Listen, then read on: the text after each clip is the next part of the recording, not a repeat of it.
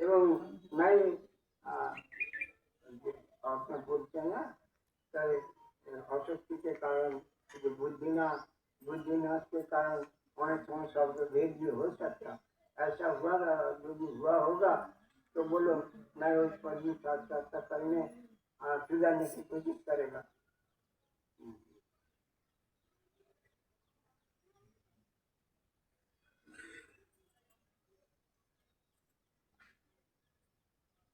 हम सब जुड़ नहीं है, जुड़ नहीं है सब यानी तो ब्रह्मांड का एक कौन कॉस्मिक एनर्जी है। तो हम सब कॉस्मिक एनर्जी के भीतर डूबा हुआ है। तो इसीलिए मैं कहा चाहे लिखा भी चाहे नाथ ब्रह्म पकड़ कर महाशून्य में चले जाओ और चलते ही रहो, रुकना नहीं, थकना नहीं, दिखना नहीं, दिखा चलते ही रहो। चलते चलते नाल सूक्ष्म होता चलेगी, सूक्ष्म होता होता एक समय विलीन हो जाएगी अर्थात समाधि को प्राप्त हो जाएगी। ये एक उपाय सहजतम उपाय। और एक उपाय ये कॉस्मिक एनर्जी प्रकाश सागर, ये बाणु तो ब्रह्मांड एक प्रकाश सागर, तो प्रकाश सागर को पकड़ कर चलते चलो, वो भी महाशून्य में एक मुहूर्त में एक क्षण में करोड़ों किलोमीटर चले जाओ और चलता ही रहो। चलते चलते वो एक समय धीमे धीमे सूक्ष्म होता मिल जाएगी, तो समझ प्राप्त हो जाएगी एवं जीवन सफल हो जाएगी। हम ब्रह्मात्मा हो जाएगी, ये अनुभव होगा यहाँ तो ब्रह्मांड मैं ही हूँ, मेरा ही स्वरूप है, मेरे सिवाय ब्रह्मांड में बीजो कोई भी नहीं, कुछ भी नहीं, कुछ छे तो मारा मत छे, मोने थी बाहर नहीं आ अनुभव हो जाए। सिवाय बीजो कोई भी उपाय है नहीं। साधना पोते को साधना करना पड़े और साधना कैसी रियल रास्ते पर चलो तो जीवन सफल होगा, और नहीं तो गलत रास्ते पर चलो तो जन्म मरण में फिरना पड़ेगी। अब क्या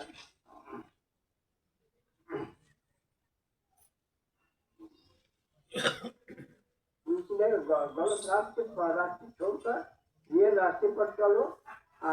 ये गीता में वो तो रास्ता देखा गया, नास्ति शास्त्र समझना नहीं, नास्ति जो सबम बलम, गीता में तो ही दिया खुदा रास्ता। और गीता होता है कि भारत का प्राण वो भी गीता में जो कहा दो ही कहा है, 160 उपनिषद दो ही कहा है। एक देवो सर्वभूतेषु गूढ़, एक ही देवता सर्व प्राणी का अंतर जैसे छुपा हुआ है।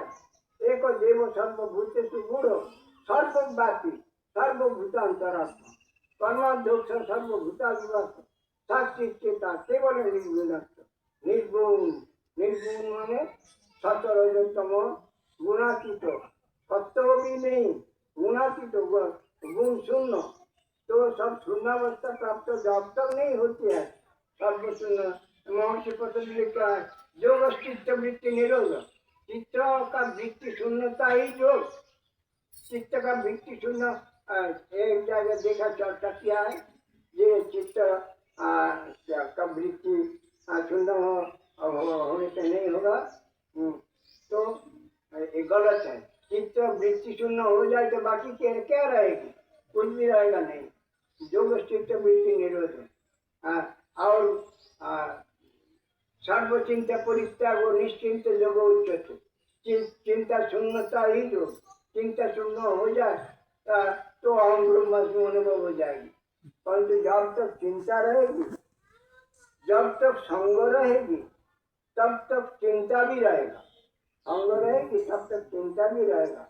तो चिंता रहे तो जन्म मृत्यु भी रहेगा। जन्म मृत्यु का आवर्तन से रोकता नहीं होगा। ये आवर्तन से रोकता होने के लिए रियल रास्ता पकड़ कर चलना ही पड़ेगा। तो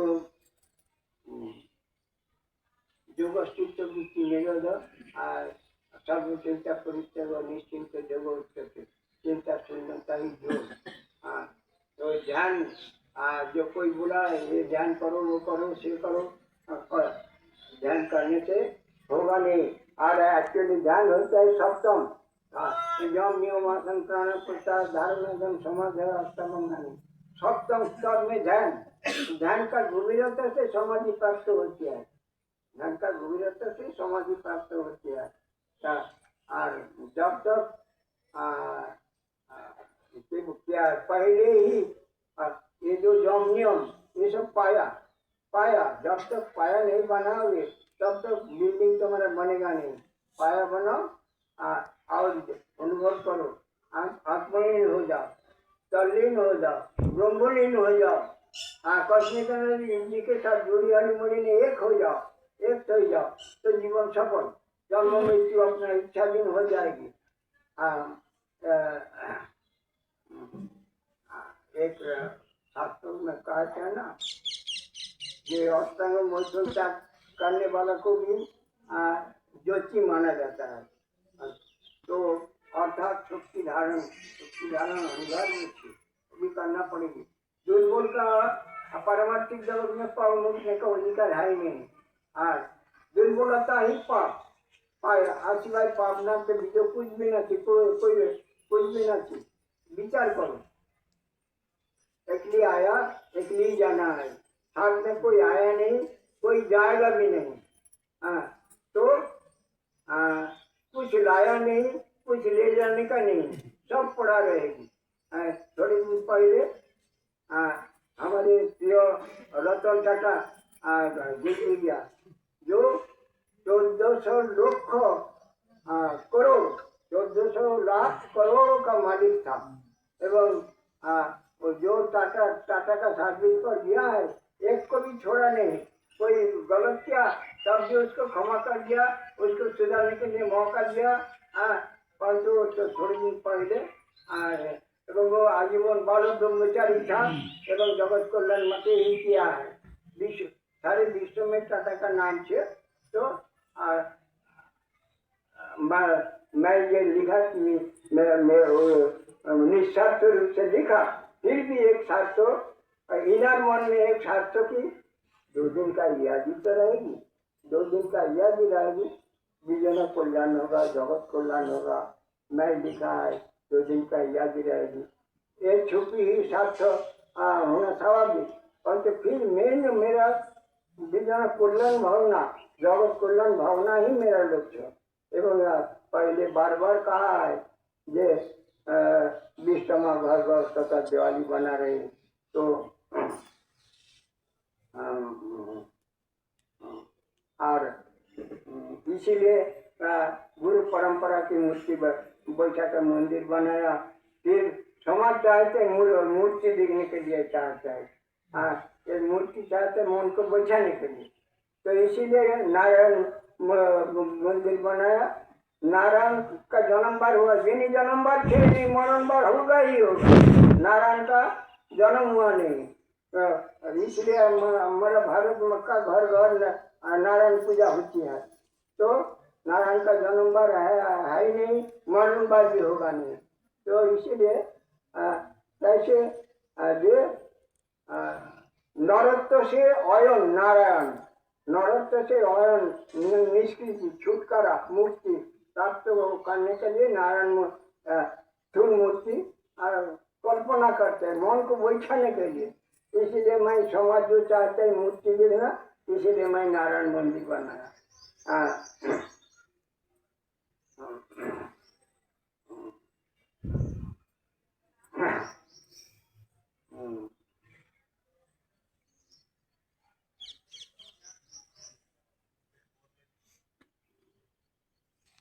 अच्छा,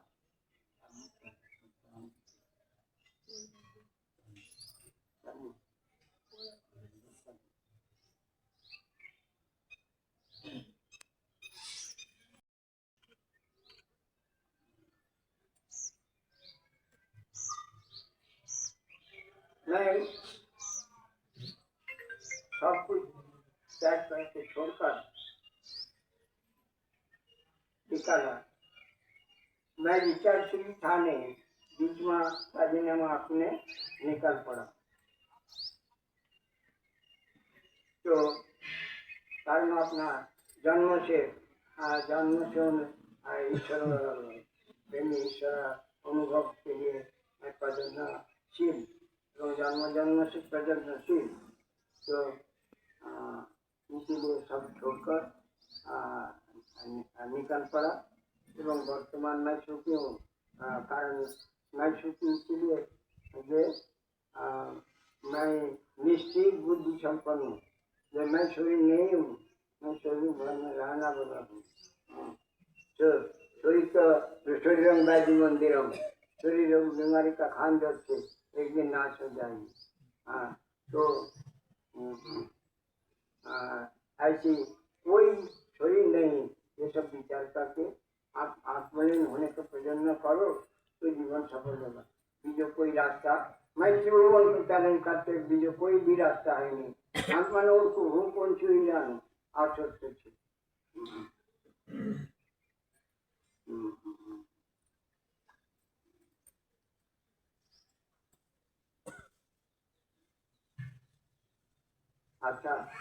आषाढ़ मास भोजन के लिए ये करना पड़ेगी।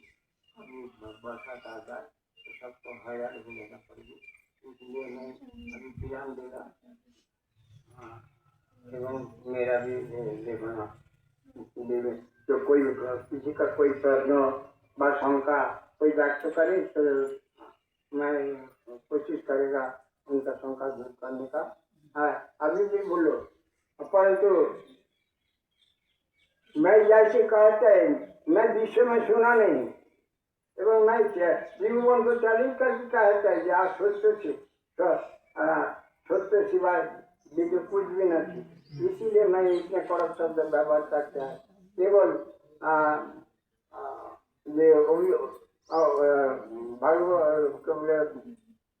वैष्णव शास्त्र में लिखा है अभिमानं सुरापानं गौरवं गौरवं ध्रुवं प्रतिष्ठा सुकरी विष्ठा स्वयं तप्ता हरिण भजे।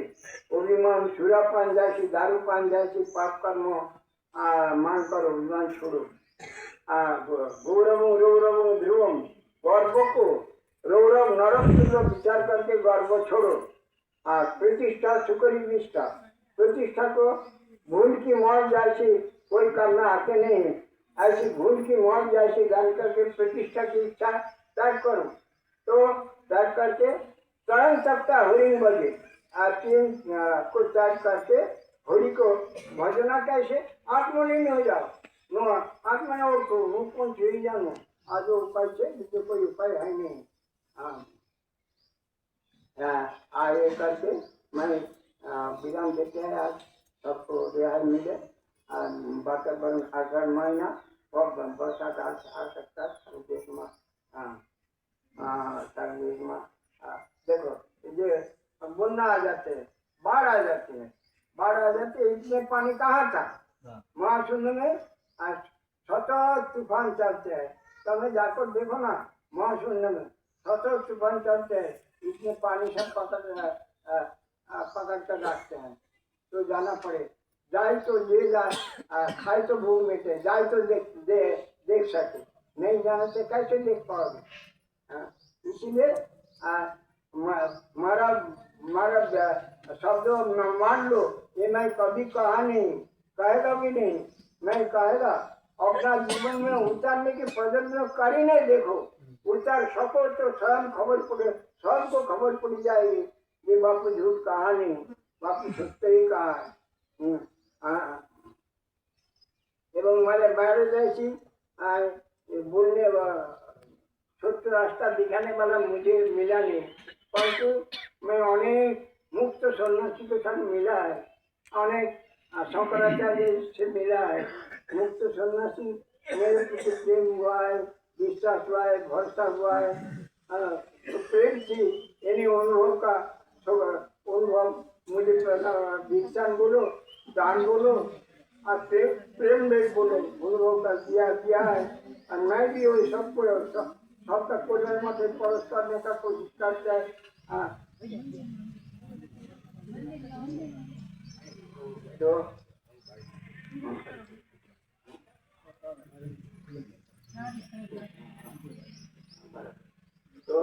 अभी मैं विराम देते हैं।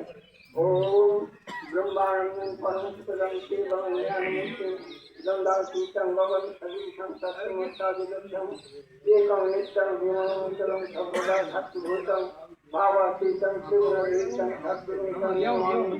वन्द्योऽहं सच्चिदानन्दं भेदातीतं जगद्गुरुं नित्यं पूर्णं निराकारं निर्गुणं सर्वसंस्थितं वरात्परं परमध्यं नित्यमानन्दकारणं विजयाकाशमध्यस्थं शुद्धस्फटिकशनिमं नित्यं शुद्धं निराभासं निर्विकारं निरञ्जनं नित्यभूतं चिदानन्दं गुरुप्रभो नमः। ओम अखण्डमण्डलाकारं दत्तं येन चराचरं तत्पदं दर्शितं येन तस्मै श्रीगुरवे नमः। अज्ञानतिमिरं दुष्टज्ञानाञ्जनं शलाकया चक्षुरुन्मिलितं येन तस्मै श्रीगुरवे नमः।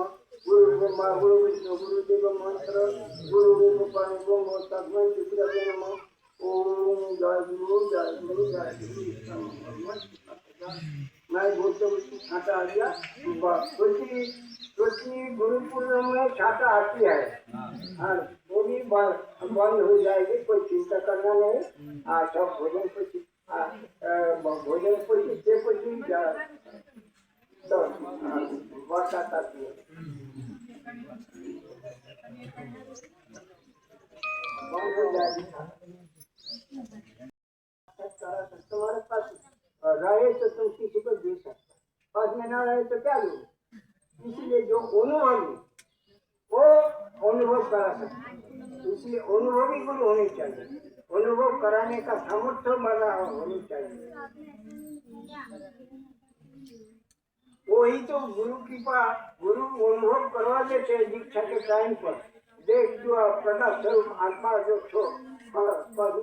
ब्रह्मांड शक्ति दिखा देते हैं, पर प्रकट रूप से प्रत्यक्ष रूप से सब वो दीक्षा सफल सार्थक होगा।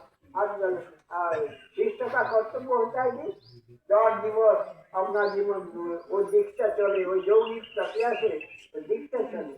हाँ जे हूँ प्रकाश आत्मा जो प्राण जो अहम ब्रह्म ये ब्रह्म नहीं हूँ, ये अनुभव लेता चले। हाँ तो दिन मन शांत होगा, जैसे शांत होगा उसमें टाइम दीक्षा चलेगी। फिर दिन बढ़ते जाएगी, शांत होता होता पूर्ण शांत हो जा तो समाधि रूपा प्राप्त हो जाएगी। आप देखिएगा हम ब्रह्मास्मि मैं ही ब्रह्म हूँ। इसलिए वेद चार वेद का एकत्रित आत्मानं विद्धि, अपने को जानो। नो दाइसेट आत्मा ने वो कौन से ही जानो। सिवाय बीजो कोई भी ब्रह्मांड में बीजो कोई भी रास्ता के उपाय नहीं, एक हो उपाय। हाँ तो गुरु कृपा, गुरु अनुभव करवा दिया है, कृपा नहीं अनुभव करवा दिया, आत्मा के साथ जुड़ी दिया प्रकट रूप से प्रत्यक्ष रूप से। आज शिष्य का कर्तव्य जुड़ते रहना और जुड़ते जुड़ते एक दिन केवल अखंडित रूप से जुड़ी जाए जीवन सफल। ज्ञान से ब्रह्म मैं ही हूँ, मेरा ही स्वरूप है, अनुभव हो जाएगी। उस जैसा प्राप्त करना पड़ेगा। और जब तक उस जैसा प्राप्त नहीं हो तब तक जन्म मरण में आबद्ध रहेगी। सৎ कर्मों से सेवा से पुण्य प्राप्त होती है। ऊंच कुल में जन्म होगा, राजकुल ऋषि कुल में जन्म होगा। और असत कर्मों से गिरी हुई जन्म होगा। तो इसीलिए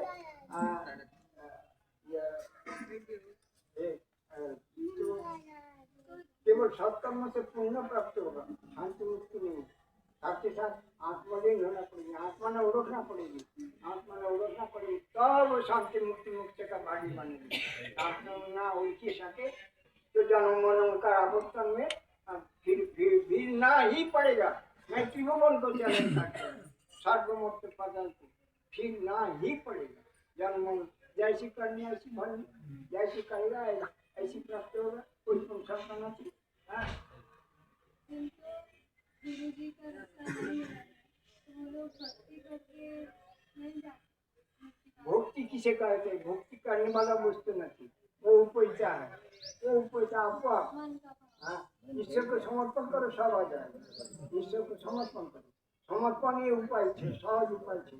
परंतु फिर भी अनुभव मिलता चलेगी ईश्वर को समर्पण करके आत्मचिंतन में अच्छा कर लेते पूरे समय और आत्मचिंतन करते रहना।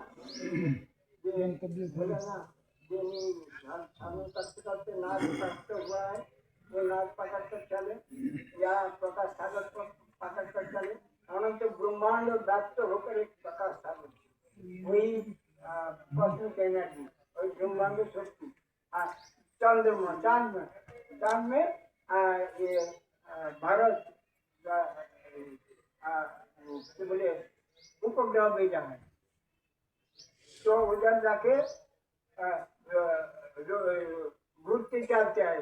कारण उपग्रह का नियम होता है कि उतरते समय पंखा खुल जाए, तो पंखा खुले नहीं, इसीलिए वो राउंड देखते चलते हैं। तो उधर से समाचार आया, मशीन द्वारा समाचार आया जो पंखा खुले नहीं, और नीचे से कारीगर नीचे से रिपेयर किया, फिर पंखा खुला तो उतारा। तो नीचे से और क्या बोले पाना हाथुड़ी लेकर नहीं, नीचे से वो भी विशाल साधन, विशाल साधन कोई शंका नहीं। रिपेयर किया तो पंखा खुला तो उतारा है। तो ये और वो जो कॉस्मिक एनर्जी से भरना थे, वो कॉस्मिक एनर्जी होता है शक्ति, पावर, वो शक्ति से। तो और गुरु कृपा सारा ओपन कर देते, त्रिजों तो खुल देते, तो कृपा नहीं तो अनुभव करवा देते। एवं मैं कहते हमारा परंतु कोई आत्मलीन होने का कोशिश करते नहीं, ये हो गया मुश्किल। ये हो गया मुश्किल। और हमारे पास अनेक देखो, मैं क्या बोले कुंभ मेले पर गया था 1995 में। कुंभ मेले पर ये हमारा लोकसभा था कि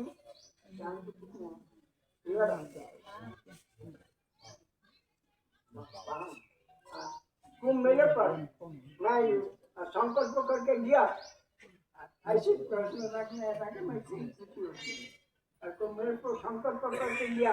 बाबा जी महाराज मैं सब कहता है कुंभ मेले पर हजारों वर्षों का, लाखों वर्षों का सब संस्था आती है। तो मैं ये किया जो बाबा जी महाराज ये सब संतों का दर्शन हो, मैं खुशी हूँ। दर्शन ना हो कोई बात नहीं, तुम्हारा दर्शन चाहिए, तुम्हारा दर्शन चाहिए, तुम्हें कृपा करके दर्शन दियो। ये संकल्प लेके मैं कुंभ मेले पर गया 1995 में। तो मैं भोर गाड़ी से उतर कर एक रिक्शा का बोला आओ, बोली हमारे पास पैसा तो है नहीं, मैंने मांगने वाला हूँ, कम पैसा छे, तो जरूरत पड़े रोटी खाने के लिए, पेट भरने के लिए खरीदना पड़ेगा। तो इसीलिए मैंने रिक्शा का बोला जा, बोले मुझे नाना मुझे रिक्शा नहीं चल कर जाएगा, तो पैसा लगेगा नहीं आपको, बोले ना चल जाओ। मैं चलता किया और ये देव प्रयागराज का जो जहाँ नामते जो ये वो नियम पालन करते हैं, पीपीएल लेक दाबी बाजू से दाबी बाजू लेके चलो तो एक्सीडेंट होगा नहीं। तो मैं दाबी बाजू उतारते हैं, थोड़ा रास्ता से नदी का नीचे उतारने के लिए डाउन है, खूब डाउन। तो मैं दादी बाजू उतरते देखा जमुना बाजू एक संत साधु उतरते हैं, तो मैं जहाँ खड़ा हो जाते वो भी खड़ा हो जाते। फिर मैं गोरखपुर का पुस्तक दुकान में गया, वो दादी बाजू महाराज तो देखते वो भी जमुना बाजू, और पुस्तक दुकान में पुस्तक देखा है।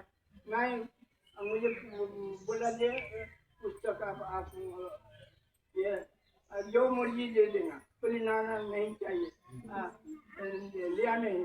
वो भी पुस्तक देखना छोड़ दिया। पुस्तक वाला बोला ठीक है आपको पैसा देना मैंने कहा जरूरत नहीं, ले जाओ। बोली ना ना जरूरत नहीं। वहाँ तो मैं चल पड़ा, वो भी चल पड़ा। ऐसे करते करते ऊपर पार हो गया। ऊपर पार हो गया तो मेरे मन में स्ट्राइक किया कि अरे मैं डब्बी बाजू उतरा, वो जमुना बाजू उतरा, और अब मैं जैसे चलते ऐसा ही चलते हैं। तो संत कहाँ से आया, कहाँ रहता है, थोड़ा पूछ लो। ये चिंता करके नहीं ये रास्ता चलता है, सीधी आया नहीं, टेढ़ा होकर चलने लगा। वो भी टेढ़ा होकर चलने लगा। रास्ता का बीच में दोनों का भेंट हुआ। तो मैं कहा कि ये मैं देखा कि आप उधर से ये क्या, मैं डबी बजी तरह इत्यादि इत्यादि बात करते करते जब चलते हैं, शाम का टाइम आ गया। तो वो कहा कि मैं अपना डेरा पर आ गया। तो अब कहाँ आसन लगा, मुझे अब तो देखा मैं अभी आज ही उतरा है। तो ये कहीं आसन लगा नहीं। तो बोले ठीक है, मैं अपने स्थान पर आ गया। आपका इच्छा हो तो रात में इधर रुक लेना, कल सवेरे अपना स्थान ढूंढ लेना। तो बोलिए शांति का नियम, यदि कोई कहे ना पढ़ना नहीं, स्वीकार कर लेना चाहिए। और भोजन दे तो भूखा पैसा रहना नहीं, भोजन कर लेना भी चाहिए नियम। कोई प्रेम चीज दे तो मांगे भी ना, मांगो नहीं मरो समान, मांग लिया तो मरी गया, वो साधु नहीं और भिखारी। तो मैं बोलने से मैं बोला आपका यदि इच्छा का हो तो ऐसा हो, रात रुक जाएगी। तो एक मोटा के छात्र जैसी, इतना मोटा जैसी, मोटा जैसी भीतर आया, देखा जे जमुना बाजू कोना पर एक आसन थे, बाकी खाली थे। मुझे कहा आप वो कोना पर लगा लेना, आसन लगा लेना। हमारे पास तो एक कंबल ही है, एक कंबल 3 हाथ से 3.5 हाथ कपड़ा ओढ़ने की और 3.5 हाथ का कपड़ा पहनने की पूरी व्यवस्था, ये इतना ही संपदा। तो आसपास में एक झोला में मेरा संप्रदाय गीता बस। तो मैं उधर क्या तो बोलते या भोजन किया, बोली कि ना आप भी तो भोजन किया नहीं, दिन भर मैं चलते आप भी चला है, आप भी तो भोजन किया नहीं। बोला मैं गया तो पीछे हाथ फैला था, एक सफरजन और एक संतरा जगह हाथ फैला कर ऐसे करके जाओ खा लो। तो मैं लेकर अपना आसन पर जाकर खा लिया। तो खाकर के पची बोला कि बिगना नाड़ी जानते हैं? बोली बिगना नाड़ी मैं तो कभी सुना भी नहीं, देखा भी नहीं। बिगना नाड़ी क्या है, कैसे? बोले बिगना नाड़ी उद्बुद्ध करे तो 2 रिजल्ट होती है, चाहे समाधि नहीं तो मृत्यु, दोनों में से एक अनिवार्य है, कोई रुकना नहीं सकेगा। तो बोले बिगना जानते नहीं, तो बोले जो समझ जाओ सब मृत्यु। बोले मैं कहा देखो मेरा मृत्यु भी हो जाए तो मेरा तो दुख है नहीं, मैं सुखी होगा, कारण कम से कम मन में सांत्वना रहेगा। मैं सफलता प्राप्त करवा माटे प्रयत्न करीने मरा है, इसीलिए वो बोला हाँ ऐसी मनोबल रही। तो बिगना नाड़ी वो उद्बुद्ध कर दिया। उसके बाद 9 साढ़े 9 बजे, उसके बाद मैं कुछ जानते नहीं, जब बाहर पक्षी आवाज करते हैं तब मेरा ख्याल आया कि सब सुबह हो गया। तो बिगना नाड़ी मुझे कहा बिगना नाड़ी किसी गृहस्थी को दिखाना नहीं, कारण गृहस्थी का इतने मनोबल है नहीं। कारण मरी जाए तो आपको दायी करेगा स्वाभाविक रूप से। इसलिए किसी गृहस्थ आश्रम को दिखाना नहीं, उसका इतना मनोबल में है ही नहीं। तो विघ्न नाड़ी ये छे 5-10 सेकंड में 5-10 सेकंड में समझ में लग जाए। हाँ, परंतु उन्होंने कहा कि यदि उपयुक्त पात्र हो, त्यागी हो, मनोबल हो, विचार तो आपका विचार में ऐसा हो तो उसको दे सकता, जो किसी को देना नहीं। तो इसीलिए मैं विघ्न नाड़ी किसी को दिखाते नहीं। तो अच्छा, फिर 1998 में मैं ये क्या बोले ऋषिकेश कुंभ मेले पर गया। ऋषिकेश कुंभ मेले से मैं जब सोमनाथ लेकर देवप्राग में था, देवप्राग छुट्टी गया थे, तो मारा बेल पग में खाली पड़ गया, पानी जम गया, हाथ चलने नहीं सका। कारण दिन में हिमालय का रास्ता आज जैसी गर्म, आज रात में ठंडा होती है, तो आज चलने नहीं सका। जो हमको रास्ते से मिला है वो बोला आपसे चलने नहीं सकोगे, हम दोनों आगे बढ़े, आप देवप्राग में रुके, या अच्छा होने से पीछे आगे बढ़े। अच्छा, मैं देवप्राग नहीं था, थोड़े टाइम कुछ दिन, तो अच्छा हो गया। फिर પછી देखा शियाड़ा में हिमालय का वातावरण ठंडा से ये सब सिरा सारे शरीर नील जैसी हो जाती है, सब ठंडक से। और हम सब समतल में जा, समतल का ये वो सब काम होते हैं। तो फिर मैं देवप्राग छोड़ के समतल में आने के लिए निकाला। और मैंने ऋषिकेश में परमार्थ निकेतन में और दिन रुका था, परमार्थ निकेतन में। और गुजरात का शरणानंद बापू परमार्थ निकेतन में था, उसके ऊपर विशेष दायित्व था। महंत नहीं, महंत दूसरे था। तो शरणानंद बापू के पास ये सब अनेक कुछ दायित्व था। तो शरणानंद बापू को मैं कहा, ये महाराज, ये आपका तो अनेक ये सब तीर्थ क्षेत्र में जाएगा छे, तो आपका गाड़ी तो जाते है भोज को लेकर, मुझे भेज देना था। तो बोले ठीक है, रुको देखते हैं। अब ये 4 धाम करने के लिए निकलता है ढांगा द्राका होली सागर में। तो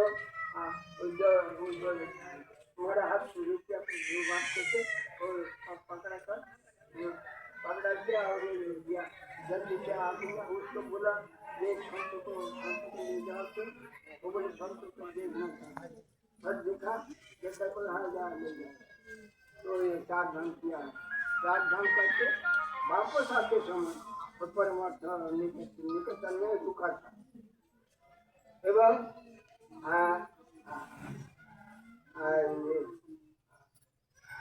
वो गाड़ी पर जो ड्राइवर था वो भारत है, उसका गाड़ी हो जो धनपति थी, परंतु वो गाड़ी परमात्मा निकेतन में रुका। तो ये उधर से निकल कर मैं 4 धाम परमात्मा निकेतन में आने से पहले रास्ता और ड्राइवर का ये इधर एक स्थान छे, उसको चुप्ता पहाड़ से ऊपर चंद्रशिला, एशिया महादेश का सबसे ऊंची पीक, हिमालय पर्वत का ही ऊंची पीक चुप्ता पहाड़। तो आप आपका यदि इच्छा हो तो उधर ले जाना, कोई जाते नहीं, सब धनपति या करोड़ों में, लाखों में, करोड़ों में एक आध कोई जाते हैं चुप्ता पहाड़। और उधर एक तुंगनाथ शिव मंदिर है, तुंगनाथ हिमालय का जितने मंदिर थे सबसे ऊंचा, इसीलिए तुंगनाथ नाम है। तो नीचे उतरा गाड़ी से चालीस में, फिर चल पड़े। और महाराज मैं उसके साथ जहाँ मुर्गी खाएगा वो बैठेगा, मेरे कुछ खर्चा करना इसलिए मैं कहा ठीक है, मैं आगे बढ़ जाए, आप सब आ जाइए। मैं दौड़ दौड़ करके आगे बढ़ते गए। तो सोमनाथ में पहुंच गया। सोमनाथ दर्शन करके ते पी देखिए आती सोमनाथ दर्शन करके तो बोला ये इधर प्राय 1.5-2 किलोमीटर ऊपर चंद्रशिला एशिया महादेश का सबसे ऊंची चीज। तो मैं आया तो 2 किलोमीटर तो मैं प्रणाम कर दौड़ दौड़ दौड़ दौड़ चल गया। तो महाराज एक जी बाबाजी महाराज તમે कृपा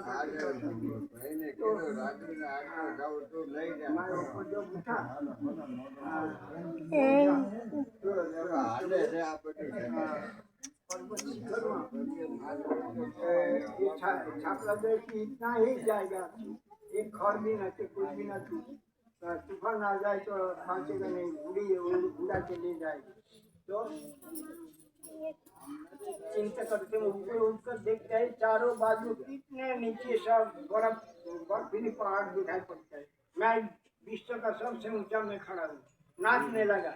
हमारा जीवन सफल हो गया, विश्व दर्शन हो गया। मुझे आज कुछ दिखने का बाकी आए नहीं चाहिए। अचानक देखते हैं एक आदमी दूर में बैठा है, ध्यानस्थ होकर बैठा है। तो जाकर दे तो मन में आया मैं इनका ध्यान का डिस्टर्ब किया है, तो कुछ दुख हो गया। तो फिर उनके पास गया तो आँख खोलकर बोले भाई भूषण बांग्ला भाषा भूषण। तो मैं बैठ गया बैठा। तो बोले मैं कोलकाता से आया है और 3 दिन इधर साधना करते। अरे उधर जा नहीं सकता, 3 दिन साधना कर जाए तो कौन साधना करने वाला होगा। तो फूल पैंट पहनकर बैठा है। तो बैठा, मेरे पास 5 बिस्किट जी। तो उसका 2.5 बिस्किट दिया, इतना छाट 2.5 अपना मन से रख दिया। तो खुशियाली साथे ग्राउंड किया। अच्छा, एवं बाद में मेरा मन पड़ा है ये जो गाड़ी में मेरा फिरा रह गया। कारण में जीता और 15-20 गाड़ी चली जाए तो हमारा संपदा सब मन में आया। तो इसीलिए मैं उनसे विदाई देकर आया। जब 2 किलोमीटर सोमनाथ से 2 किलोमीटर बीच में आया तो मैं सोचा ये बाबाजी महाराज जो कोई भी ना थी, कारण 3 दिन साधना करते बाबाजी महाराज इधर आई संभव ये किसी को नहीं। इसीलिए बाबाजी महाराज से भेंट करने के लिए केवल द्रोणगिरी पर जाने की जरूरत नहीं है। किसी ना किसी बनकर किसी ना किसी रूप से मिल जाएगी और बाद में समझा देगा कि बाबाजी महाराज दर्शन दिया है। तो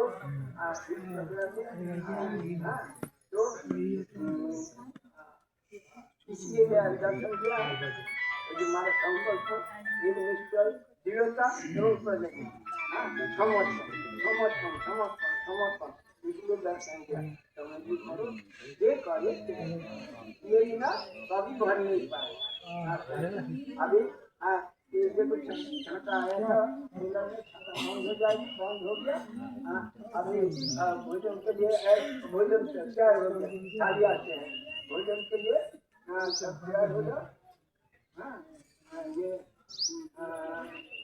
अभी ईश्वर सतत सहायता करते चले। कभी कोई ये दुख कष्ट न उठाए। विश्व का घर सतत दिवाली बना रहे, सब आनंद में रहे, आनंद मंगल में रहो। परंतु यू आर ग्रेजुएटेड विचार करके चलना।